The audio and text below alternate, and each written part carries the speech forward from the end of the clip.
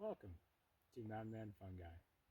Mushroom mycelium is extremely effective at reducing heavy metals, bacteria, viruses, and other toxins from water. My favorite example of microfiltration is between Psilocybe semilanceata, or liberty caps as the common name, and Staphylococcus aureus, which is a bacteria.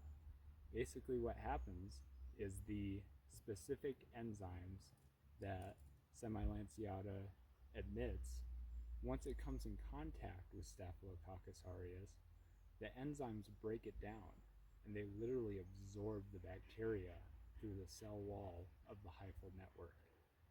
And the byproduct is nothing harmless. They use it for energy and for fuel. It's pretty cool. Thank you.